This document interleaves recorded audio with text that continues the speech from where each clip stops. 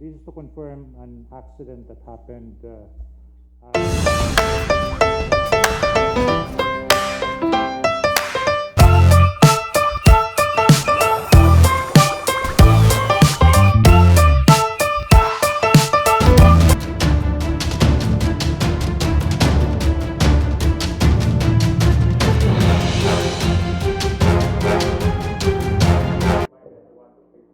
This is to confirm an accident that happened at Naia runway 24 involving a West Wing 24 aircraft bound for Haneda with 8 passengers on board. We cannot confirm nor give how do you call this, speculation, but indeed it happened and there were no survivors.